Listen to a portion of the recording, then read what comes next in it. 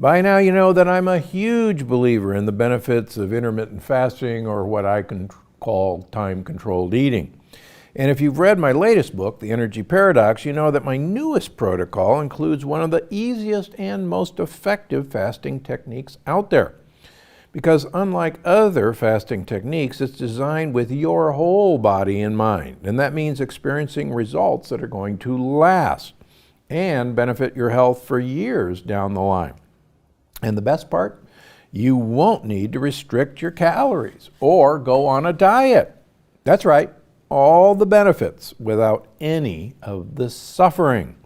So stay tuned, because on today's episode, I'm going to explain exactly how to master this technique and experience improvements in your energy, metabolic health, weight loss efforts, and so much more.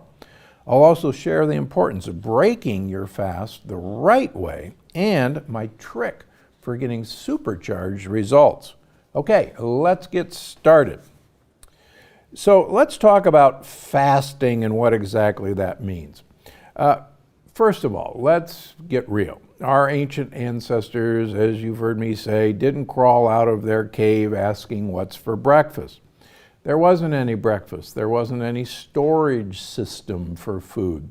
And so they had to find breakfast. And if they found break fast at lunch, that's when they started eating. If they found break fast at dinner, that's when they started eating. Or sometimes they could go for days without finding food. Even studies of the Hadzas in Tanzania that I write about in The Energy Paradox, they usually don't eat until 11 o'clock in the morning as their first meal, and often it's out while they're gathering or hunting. So the idea of having breakfast as breakfast early in the morning is actually a novel new concept, and actually only came into being during the Industrial Revolution in the late 1800s, when people, men at that time, would go to a factory early. They wouldn't have lunch breaks, there weren't bathroom breaks, they would work for 14 or so hours a day. And so they were sent off to work with a breakfast, and then they would not have their next meal until way after dark. In fact, we'll talk about that in a little bit. That actually mimics what's done in the Ramadan fast. Okay, unfortunately, most of us are now eating up to 16 hours a day. Research by Dr. Sachin Panda from the Salk Institute in San Diego, using apps that people input food on their phone, found that the vast majority of us are eating for up to 16 hours a day. And that means there's only about an 8-hour maximum downtime of not eating for most of us. One of the things that I stress in the Energy Paradox is that this actually produces a mitochondrial overload of too much work and too little downtime. And one of the important things to realize is that mitochondria can normally handle one energy source at a time. They can handle carbohydrates in the form of sugar. They can handle protein in the form of amino acids. They can handle fats in the form of free fatty acids. And normally, if we were eating a whole food diet and we were actually eating foods whole, it turns out that the way our digestive process works, usually those components would arrive at different times for processing in our mitochondria. And normally, sugars would arrive first, amino acids would arrive later, and fats would arrive much later, owing to the way fats are absorbed completely differently than sugars and proteins. But now, thanks to processed foods and ultra-processed foods, our food companies have figured out how to make instantly absorbable sugars, proteins, and fats in almost all the foods we eat. And what this does, as I talk about in the Energy Paradox, is it literally overwhelms your mitochondria with processing all of these foods into energy. And we literally get a mitochondrial traffic jam. And to protect themselves, the mitochondria actually build up a defense along the surface of the cell of increasing the thickness of the cell wall. And I go into wonderful detail how that happens. But the point of all this is we develop what's called insulin resistance. And insulin resistance is our cells, our mitochondria attempt to stop this onslaught. And sadly, about 80% of Americans are now insulin resistant. And what that means in layman's terms is that our mitochondria have lost our metabolic flexibility, the ability to turn on a dime from processing sugars to processing fats, for instance. And that flexibility has actually been tied to almost all great health outcomes. And in the energy paradox, I go into this fascinating experiment done at the NIH, where I was a fellow years ago, by Dr. DeCabo and a bunch of mice. And I won't bore you with the outcome.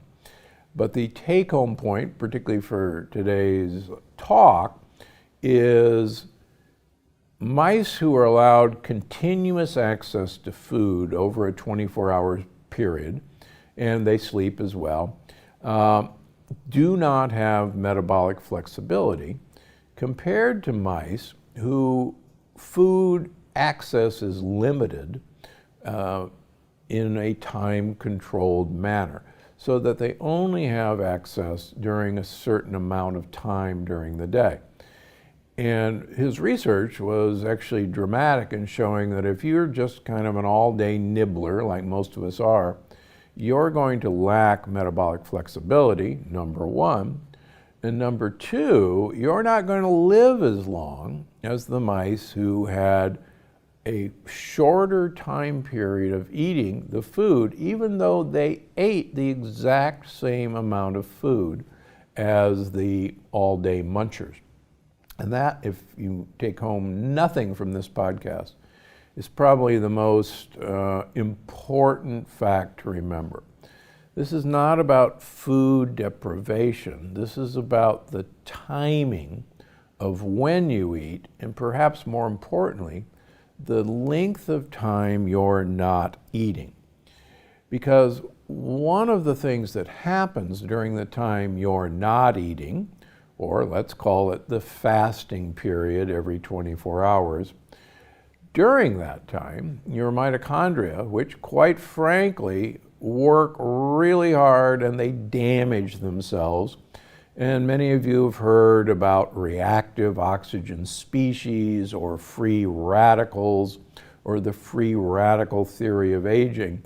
The long story short is that making energy damages mitochondria, and they need downtime to repair themselves. The more downtime you give them, quite frankly, the more time they have to repair themselves, to recover from that onslaught that you do every day by giving them food to work with. So the take home from this part is, within reason, the longer we go in the fasted period every 24 hours, the better our mitochondria repair themselves. And the other take home is, you can eat the same amount of food, live longer, have better health, as long as you compress that eating window. Now, many people ask, well, I have to have food to keep my energy level up. And in fact, the evidence is that it's exactly the opposite. Eating constantly, eating multiple small meals a day, as I show in the energy paradox, is one of the best ways to deplete your energy because it taxes your mitochondria. Okay, so the evidence in animal studies and in human studies is absolutely striking on the benefits of these periods of fasting. And let me share the famous Italian athlete study that I talk about in the book. They took some Italian cyclists and they put them on an eating program. They divided them into two groups. One group, they all ate the same amount of food. They all ate the same food. One group had a 12-hour eating window. And an eating window means this is when you start in the morning, this is when you finish in the evening, or whenever you eat. The one group of athletes had to have breakfast at 8 o'clock in the morning, lunch at 1 o'clock in the afternoon, and they had to finish dinner by 8 o'clock at night. So that's a 12-hour eating window.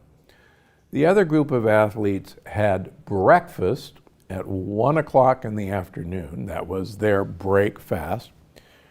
They had lunch at 4 o'clock in the afternoon, and then they had to finish dinner by 8 o'clock at night. So that was essentially a 7-hour eating window. When they looked at their athletic performance, both groups had superb athletic performance. Both groups maintained muscle mass, but the compressed eating window guys, they lost weight, and their insulin-like growth factor, IGF-1, which is one of the best markers for longevity and health span, fell. And the folks who were eating in the 12-hour window had no change in weight and no change in insulin-like growth factor. Same amount of food, just compressing the eating window, had all of these benefits, including weight loss.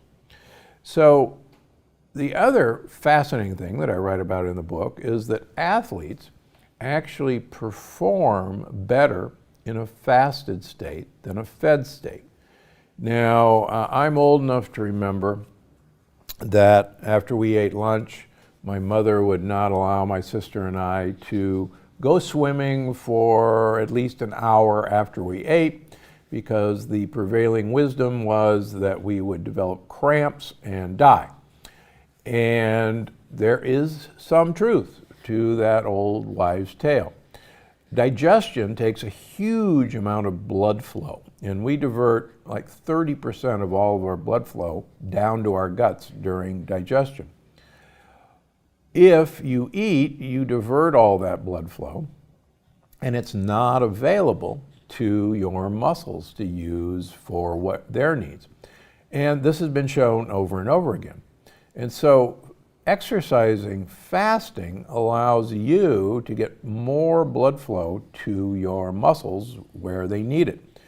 The other thing that's important to realize is if we were starving, if we hadn't eaten in many days, and we had to catch that gazelle or antelope, we would actually need a huge amount of burst of power. And so it actually had a survival advantage to be able to rev up our energy while fasting so that we literally wouldn't starve to death. Okay, so there are lots of other benefits to fasting, including improved brain health.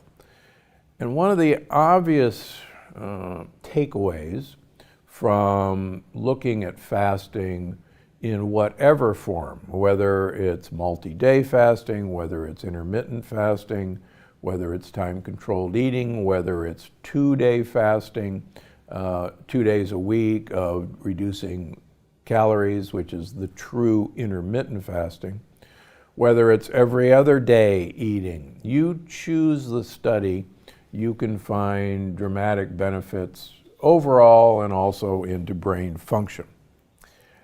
Okay, let's get into the how you can pull this off in a doable fashion. One of the problems with most fasting techniques is you get the impression that all you got to do starting tomorrow is start eating your first meal of the day at noon and finish up at 6 o'clock at night and have a 6-hour eating window. As I talk about in the energy paradox, about 80% of us are insulin resistant. And strange but true fact, when you have an elevated insulin level, insulin prevents you from mobilizing fat as free fatty acids from your fat cells. It literally blocks the hormone called hormone-sensitive lipase from allowing fat to be released from fat cells. So if you're insulin resistant and you haven't eaten all night, and then you try to go from, say, 7 to noon without eating, under normal circumstances, you would be releasing free fatty acids from your fat cells. They would be used for fuel by all your mitochondria. A few of them would be turned into ketones by your liver, and ketones could be used as an alternative fuel in your brain. Ketones can get into your brain, free fatty acids can't, and you'd be fine making it to noon. But again, 80% of us don't have that ability to mobilize free fatty acids. So it's no wonder that we kind of sputter to a stop. We get hangry, our brain doesn't work right, our muscles don't work right. And most people, whenever they start a fasting program, give up because it's just not worth it. They don't feel very well. So instead of dropping calories down to almost nothing or going a whole day without eating, I really want to make this a lot easier for you. So I want to get you to that optimal eating window, which is preferably around 6 hours, but I want to take you down slowly so that you can slowly get insulin resistance reversed. And I think it's actually easier than you think. And in the Energy Paradox program, I've actually got a 6-week period where we change your eating period by 1 hour every day, rather than just going from I'm eating 16 hours a day to now I'm eating 6 hours a day. That's not doable for most people. So as I show in the book, let's suppose on Monday you would normally eat breakfast at 7 o'clock in the morning. On the first week, you're going to eat breakfast on Monday at 8 o'clock in the morning. Then on Tuesday, we're going to try for 9 o'clock in the morning. On Wednesday, we're going to try for 10 o'clock. On Thursday, 11 o'clock. And Friday, we'll try to get to noon. Now, the good news is, let's suppose on the first day you did fine getting 8 o'clock and you did fine getting to 9 o'clock, but getting to 10 o'clock, you kind of sputtered out. That's okay. We'll let you eat at 9:30. And again, we'll just kind of hold at 9 o'clock that week. The next week, we'll try again. Oh, and I should say, you get the weekend off. Now, what kind of great program is that? I only ask you to do this 5 days a week and take the weekend off. Why am I asking you to do that? Because human studies show that compliance with restricting our eating window soars when you don't have to work so hard for 2 days a week. And that's one of the secrets in my patient population why people can do this consistently year after year and not just throw up their hands.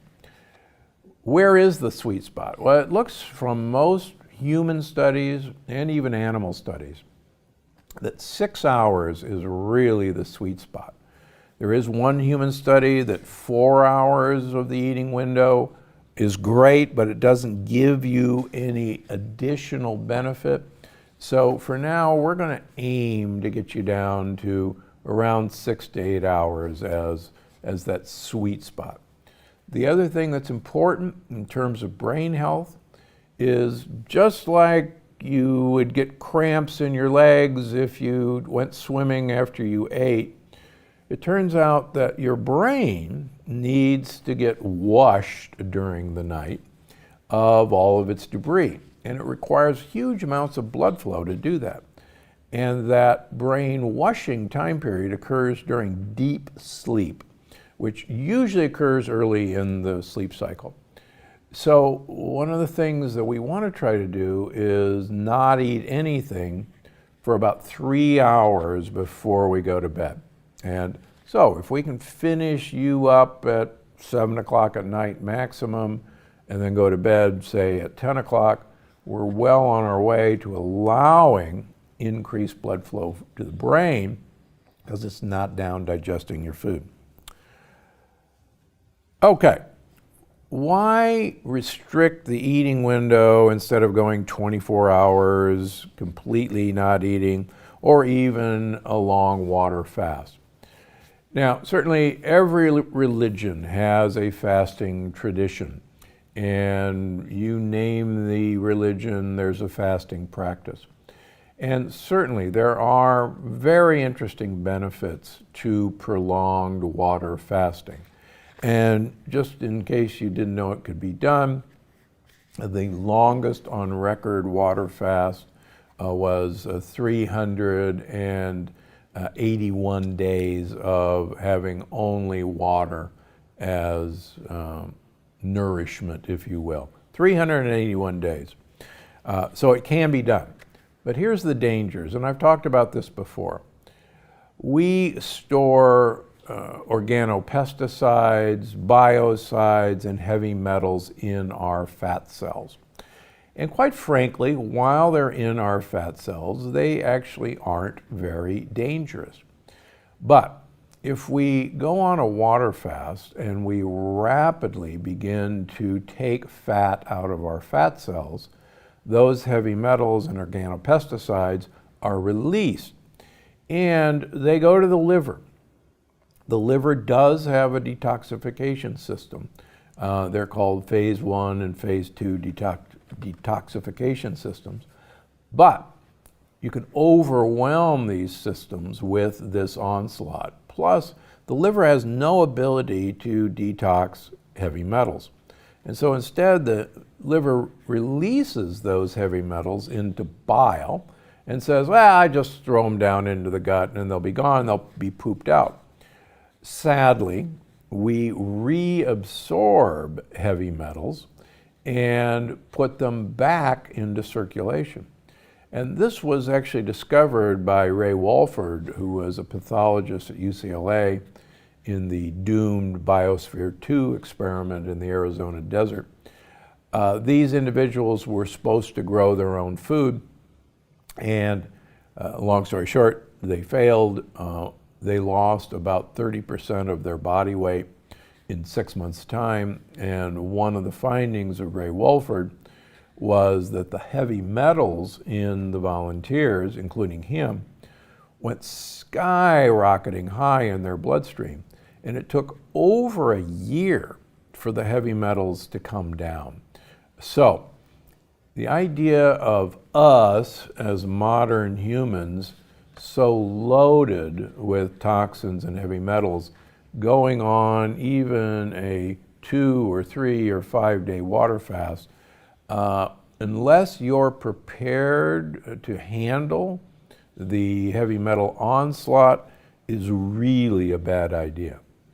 On the other hand, releasing fat slowly from fat cells during only a particular time period during the day is a much, much, much safer way to do it. Now, I talk about in the book, there are a lot of terms for intermittent fasting. The original intermittent fasting was described as fasting intermittently, and it became popularized as the 5-2 diet, where 5 days during the week you ate normally, but 2 of the days during the week you ate a limited amount of food, usually 500-600 calories, and that was intermittent fasting. And I've written about this in all my books, And it works, and in all my books I have a program for doing just that. Then there's time-controlled eating. The original time-controlled eating was done in mice, and you can really control mice, and it was called time-restricted feeding because you'd feed mice on a schedule. And just actually this week, a fascinating new paper showing that time-controlled eating in mice that are genetically predisposed to high blood pressure, if you time-controlled feed mice, lo and behold, their blood pressure normalizes. So another huge new benefit of just restricting the time period of eating. And I won't go into why that occurred, but it works. Anybody's welcome to correct me if I'm wrong, but as far as I know, I was the first person to write about time-controlled eating back in 2006 with my first book, Dr. Gundry's Diet Evolution. And there's a funny story about that whole chapter. So I've been doing this for a very long time. I've been teaching my patients this technique for a very long time.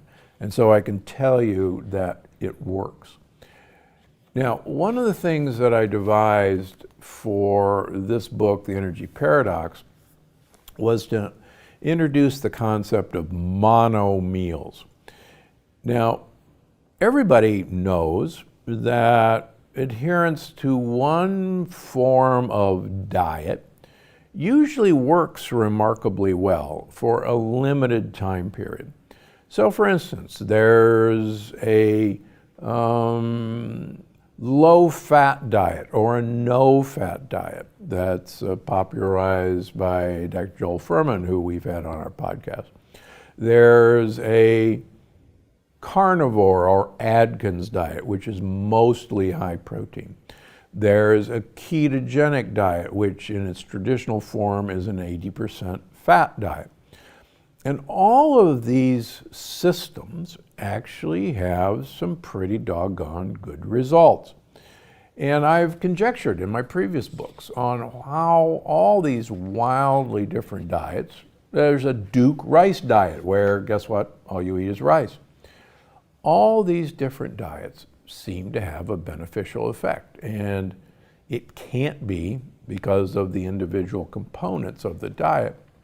But I've conjectured, and I think I have some evidence in the book, that all of these diets depend on limiting your calorie choices to primarily carbohydrates, primarily proteins, amino acids, or primarily fats. And when you present your mitochondria with just one energy source to deal with, and primarily one energy source alone, then the mitochondria don't have this incredible traffic jam of cars, trucks, and buses all trying to get on the freeway simultaneously, like we have here in LA. So in the program, what I want people to try is their first meal of the day, their break fast, I like them to try to use a mono meal. And the great thing about a mono meal is that you get to switch back and forth. There's absolutely no rules. In other words, you don't have to eat a low-fat diet every day to get the benefits. You don't have to eat a high-protein diet every day to get the benefits. For instance, let's talk about carbohydrates, for instance. So the first meal of the day, your break fast, you could have millet cereal with low-fat almond milk. You could have fonio, F-O-N-I-O, which is a little fine millet that you can cook just like oatmeal, and have that as your carbohydrate breakfast. You could have a prebiotic shake and make that your mono meal. You can make sweet potato hash browns and just use a little bit of olive oil or avocado or coconut oil spray on one of the safe no-stick pans, and that's a mono meal. Now, you could have any of those on Monday. On Tuesday, you could change to a mono protein meal. So you could have scrambled egg whites, or you could have an egg white omelet. Now, why just the whites? Because the yolk is mostly fat. And so you'd introduce a new element for your mitochondria to handle. You could have humanely raised ham or Canadian bacon, which is pretty much pure protein. You could have grass-finished jerky, which is pretty much protein. If you're a vegan, you can have hemp protein powder shakes, or mix some hemp protein powder in a basil seed pudding, which is absolutely fabulous. And so we have all of these options in the book. Now, you're wondering why I haven't mentioned fat yet. If you remember, I told you that most of us, because of insulin resistance, can't use fat right off the bat. We can't make it into energy. So what I ask you to do is don't use a pure fat mono meal until after 2 weeks into the program. Then your insulin resistance will fall and you'll be able to use fat. One of my favorites is you cut an avocado in half, take the pit out, put an egg yolk, which is just the fat, in both of those holes, throw it in the broiler or toaster oven, pour some olive oil over it with salt and pepper, and you'll be great. Here's another crazy idea. Get yourself a generous slice of triple cream brie, or goat brie, or goat cheese, and have that as your mono meal. It's mostly pure fat. Vegans, like in the book, get a avocado, take the pit out, stuff it with pitted olives, cut olives, and drizzle it with olive oil. You'll love it. So I've found that if you, early on coming out of your nighttime fast, just give your poor, overworked mitochondria that are just recovering one macro to deal with as your first meal, you'll find that the ability to make energy really soars. Now, don't add a pat of butter to your Fornio oatmeal, please. That will ruin the effect. Don't soak your Canadian bacon in olive oil. That'll ruin the effect, and so on down the line. Okay, now I know this is a lot to take in at first, but I promise it actually gets easier and the results will be well worth the wait. Plus, the good news is, in the book and on our podcast, I'm here every step of the way. And with that said, I want to wrap up by answering some of your most recent fasting questions. And they're all great, so we'll try to get to as many of them as we can. First question comes from Volpect, who left an iTunes review and said, "Hello, Dr. Gundry, I love all of your podcasts. I just finished Energy Paradox, another great informative book. I'm having difficulty with the first mono meal. I need more simple ideas for protein, carbohydrates, and fats as they become introduced. Should the carbohydrate meal be mostly resistant starches? Should it include cruciferous veggies or salad? If making sweet potato hash browns, can I use olive oil to prepare them even though it is a fat? I need a little more direction on the specifics.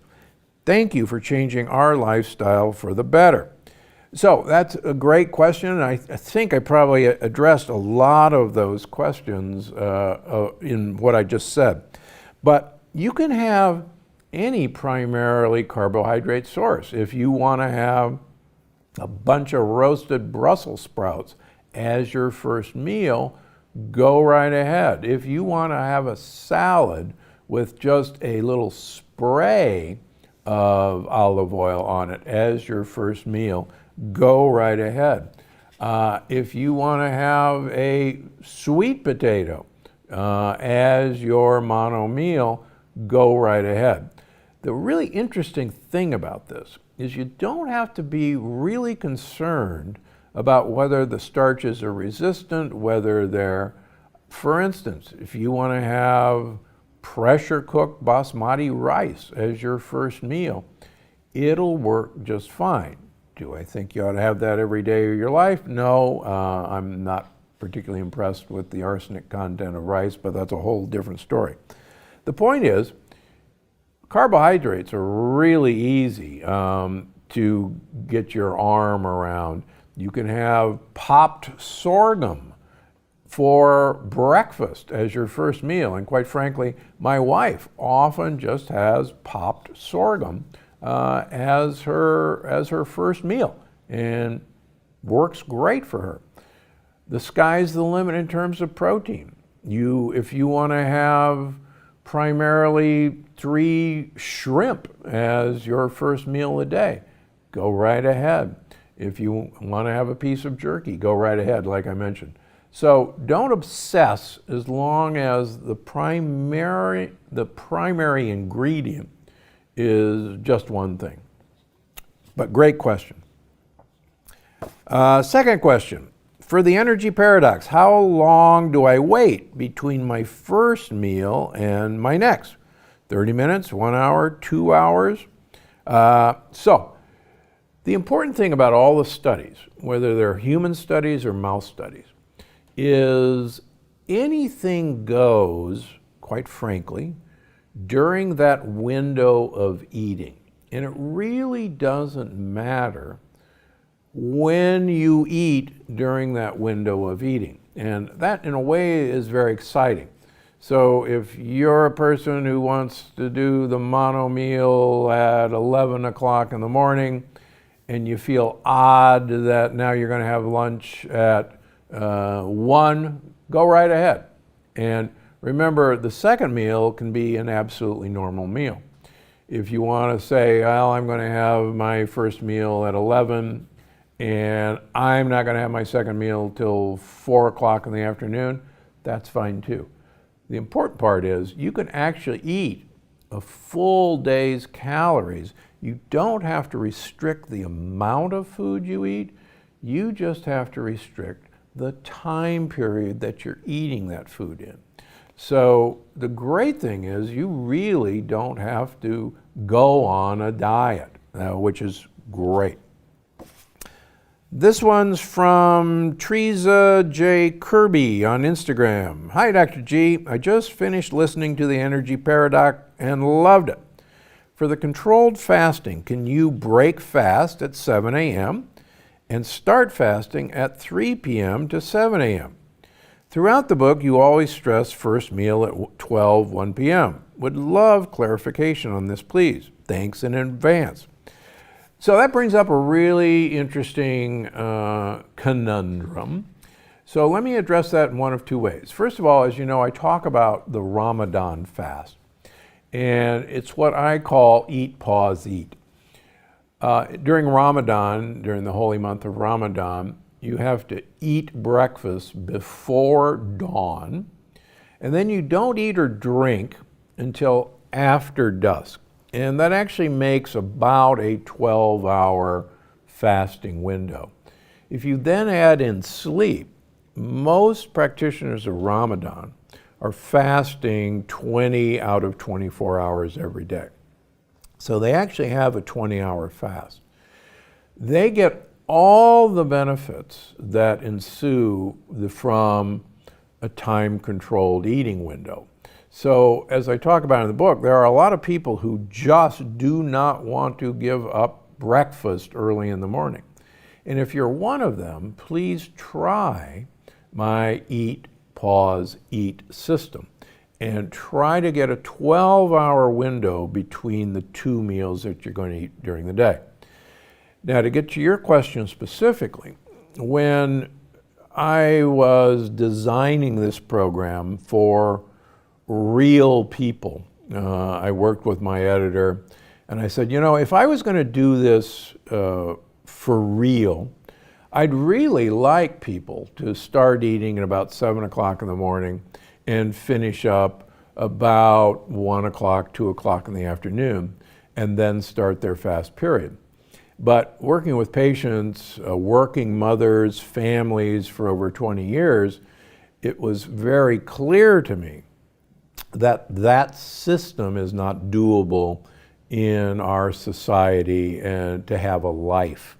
So if you like to do that, you're really doing it a great way, and keep up the good work on that. I shouldn't mention that when I write about what I do during the winter, as most of you know, I eat in a 2-hour window, the OMAD, 1 meal a day, and that window is from 5 to 7 o'clock at night. Now, is that the way I would really design it for perfection? No. But my wife and I both work. That's when we're home. And so that's the most practical way to have a life while eating 1 meal a day. Because if I didn't have a life, then instead of OMAD, I would go mad. So that answers your question. Next question. Hi, Dr. Gundry. I'm easily eating within an 8-hour window now. At what point should I stop decreasing my feeding window? Are there other ways to kick things up a notch? Well, human studies appear that a 6-hour window may have the maximum benefit. So that's 6 hours of eating, and that's 18 hours of not eating. I like the idea of not eating better than fasting, but because part of that time period you're sleeping, and you're not fasting when you're sleeping, you're not eating when you're fasting. And it just, to me, makes more psychological sense to call it not eating. There, as I mentioned before, a 4-hour window doesn't seem to add any additional benefit. To me, it makes a lot of sense to try during the week, during the winter months, to even compress that further to a 2-hour eating window. But I don't do that on the weekends. So on the weekends, I'm back to eating more to about an 8-hour window on the weekends. And there's some probably pretty valid reasons that we shouldn't constantly be in a 22-hour fasting window every day. But that's for another day. From Haneen on Instagram. For those who want to gain weight, is it possible to apply the time-controlled eating without losing weight? That's a great question. It turns out that one of the overwhelming benefits of time-controlled eating is that you will lose weight. And quite frankly, for most people in America, that would be a wonderful thing. However, I have a lot of very thin patients who I've used this program with. As long as you understand that you can overcompensate with the amount of food you eat during that time period, you can keep the weight on. In my practice, I've found that macadamia nuts are, number one, easy to overeat and get it into your system. The other thing we've gone to is encouraging almost overconsumption of resistant starches. And quite frankly, with some of the really great new pastas that are made out of cassava, you are going to get the mouthfeel of what you're used to with pasta. And I've had some thin people very successfully implement this program and still maintain and even gain weight. But for the most part, it's a great weight loss program. Next question. Do you have any advice for pushing through the hunger pains? Well, first of all, long ago, I used to tell my patients to embrace the hunger and welcome it. But now, thanks to the Chinese study that I talk about in the book, I think the secret is prebiotic fiber. And for those of you who haven't read the book, there was a fascinating Chinese study that it's called the gut-centric theory of hunger, and that bacteria in our gut want certain things to eat. And quite frankly, the gut buddies want prebiotic fiber to eat. We can't digest it, it's for them. On the other hand, our gang members, as I talk about, want simple sugar and want saturated fats. And we now know they send messages to our brain to seek out the foods that they want to eat. So in the Chinese study, they took men and put them on either a 7-day or a 14-day water fast. The men were given 100 calories of prebiotic fiber. They couldn't digest the prebiotic fiber. It was for their gut buddies. And lo and behold, if you fed the gut buddies what they wanted to eat, even on a 14-day water fast, they had absolutely no hunger. And here's the other great news. Prebiotic fiber does not count against you during the fasting period because you're not getting any calories from the prebiotic fiber. The bugs are eating it. So I think it's just one of the most exciting parts of doing fasting properly is give your bugs what they want and they will actually tell you that you're not hungry. And it's amazing what they actually control. Next question from Tony Catalanio on Instagram. I like to work out in a I like to work out in a fasted state first thing in the morning. I wake up and have espresso with MCT oil. I sometimes wait until 2 p.m. to have my one meal of the day. I do this about 4 times a week. Otherwise, my eating window is 11 a.m. to 4 p.m. I feel great, but people think I'm crazy. Should I eat right after my workout? Well, not necessarily. There are very good studies that show if you want to build muscle, then work out, particularly weight lift, resistance training, in a fasted state, and then wait about 20 minutes and have both a carbohydrate and protein meal or shake. And this actually stimulates insulin-like growth factor and moves protein into muscles. On the other hand, quite frankly, I think what you're doing is absolutely great. As you know, I do one meal a day during the winter, 5 days a week, so we're right on track. And the point is, you ought to feel great during this, and the whole point of the energy paradox is to show anyone who'll follow that you will feel great. So Tony, thanks for actually confirming. And no, you're not crazy. You're crazy like a fox. Next, from Stephanie Nyeritz on Instagram. Is intermittent fasting or fasting in general not as beneficial for women as it is for men? Should women fast differently or not fast at all on certain days depending on their hormone levels and where they are in their cycle? So first of all, if you have an eating disorder or a tendency to an eating disorder, then absolutely fasting, intermittent fasting is not for you. If you have an addictive personality, then intermittent fasting is not for you. If you are pregnant, actually I take that back, if you are trying to get pregnant, then intermittent fasting is not for you.